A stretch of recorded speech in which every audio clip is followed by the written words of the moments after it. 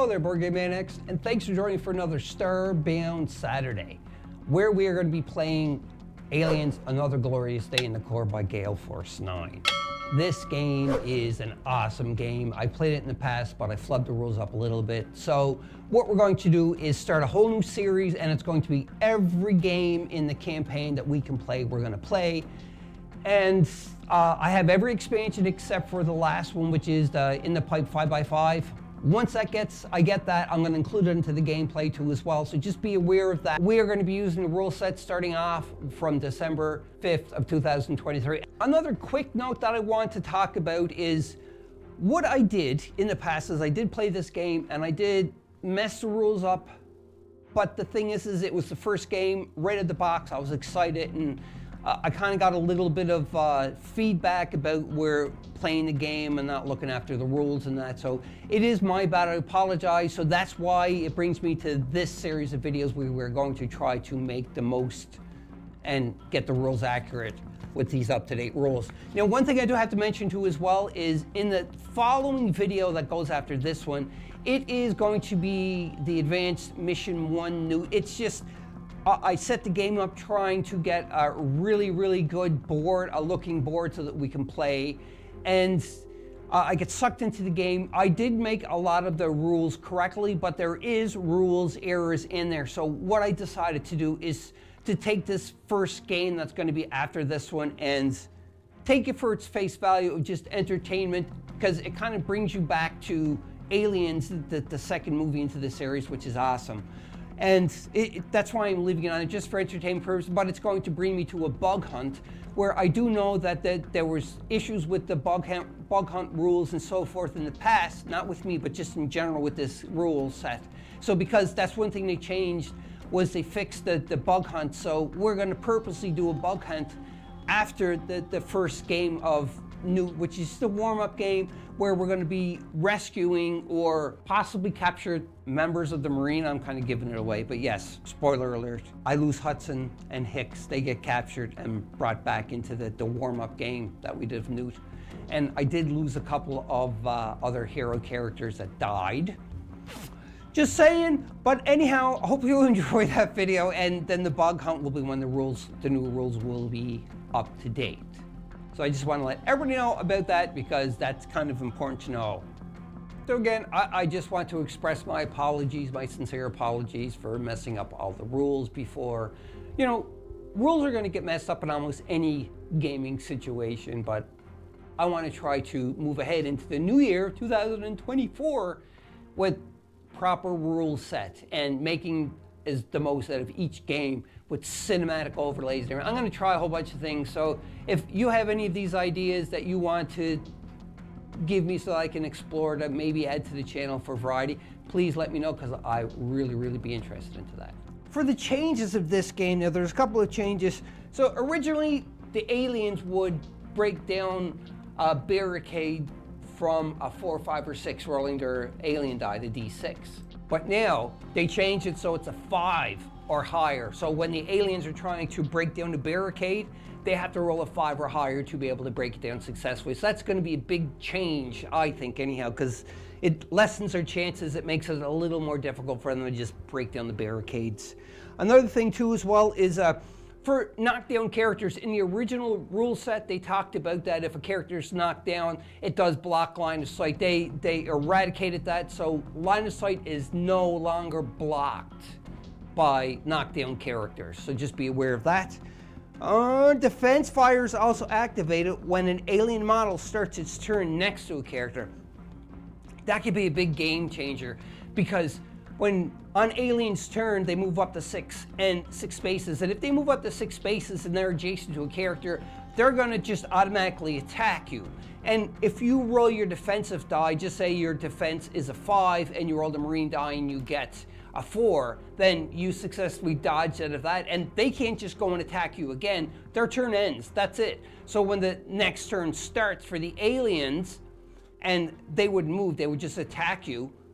But because where they changed it, that when they would attack you, the defensive fire is still going to take place even though they're not moving into your square, they are starting in your square. So again, be aware of that too as well. That's a really good rule change, and I think that can make a big difference in the game. Another thing that they changed was originally it was that on the Marines activation, the first thing to do is reset their aim dial. So what they changed that was that so that when the next turn starts and the beginning of the Marine phase, no matter what Marine phase it is, every Marine and also not just the grunts, but I mean like the civilians too as well, will adjust their aim dials to what's on their card instead of doing it at the start of their turn. With motion tracker cards, when you're drawing motion tracker cards, they change the number of how many motion trackers cards you draw according to how many players you have. So now it's 2 cards for 1 player, 3 cards for 2 to 4 players, and 4 cards for 5+ players. So that can make a big difference too as well. Also, starting with the highest ranking player, each player in turn draws and resolves a motion tracker card. If there are more or fewer cards than their players, the highest ranking player and the one to their left, if necessary, draw 1 more or fewer motion tracker cards than the other players. So again, that's a big thing that would change. Now, tunnel tokens, I always, when I draw a tunnel token, it kind of would screw me so bad. So because of that, I'm kind of happy with what they did for the tunnel tokens, but let me just read this as what it's written. So for tunnel tokens, some motion tracker cards require you to place tunnel markers next to the hero character of the player that drew the card. This must be placed in a space that does not already have a tunnel marker or spawn point. If a player draws more than 1 card requiring them to place a tunnel marker in the same turn, only place a single marker, but follow the rest of the instructions. So they kind of put a kibosh to that whenever you drew a tunnel token, it don't matter if you draw 2 of them, you got to put the 2 of them down. But now if you have 2 of them, it's only 1. It don't matter how many tunnel tokens you have on your turn, you only put down 1. So that could make it a little easier instead of having all the aliens coming out from, you know, the walls and everything else.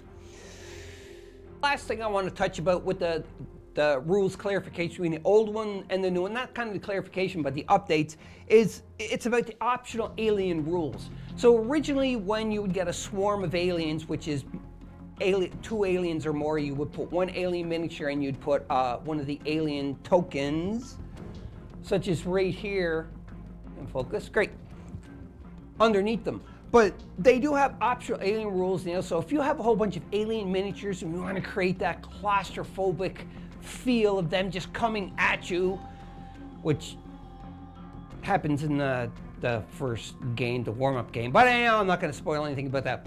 But they're just coming at you everywhere, and the thing is what you could do is instead of placing like the tokens underneath the alien miniature, you place the first, when the blip is revealed, you would take the alien, you would place it where that blip is revealed, and just say it was a swarm of 3.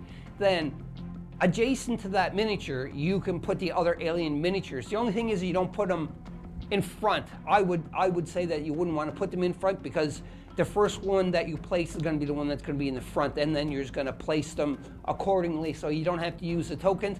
But then the board is going to get really crowded, and that's why I'm saying like the claustrophobic feeling of it, just like, oh, it's going to be awesome. Well, there you have it, Board Game Maniacs. That is the difference between the old rule set and the new rule set as of December 5th, 2023. When these videos come out, it's probably going to be in early 2024. Well, it is. I know it's going to be. And, you know, like if any more rules updates come out, I will definitely be doing videos onto it as well. But there's so much more information into this from online. When I say online, like online references to Facebook group and so forth, like character keywords. We also have like the different clarifications, the card clarifications, definitions, like it just goes on and on and on about all the different information here. And if you enjoyed this video, the introduction talking about the differences, and you'd like to see more rules video clarifications for Aliens and Other Glorious Today by Gale Force 9, comment below. If I get enough interest, I'll be surely to shoot more of these videos that is more of a video setup, certain scenario kind of thing, not a whole game, but just one little action to show about attack or what have you. So if there's enough interest, I'll be shooting more of those too as well. It's going to help me as well as everybody else who's interested in playing Aliens and Other Glorious Day in the Corp. Other than that, like I have to say, this game is so enjoyable, and that brought me to why I want to redo it all, because I want to go ahead in the new year of 2024 with playing games like Aliens, the campaign, full campaign with the correct rule set. So until next time, Board Game Maniacs, I hope you enjoyed this video. Comment below, and if you didn't already, I don't know why you would, hit the subscribe and bell notification icon down below, or to the left or right, wherever it is, just so you can get caught up with everything. And I'll see you on the flip side, out in space on a derelict spaceship, where we try to find settlers and save them. And a little girl named Newt, too, as well. So we'll see you on the flip side for the first entertainment warm-up game on our channel. See you next time, and remember, be a maniac. Bye-bye.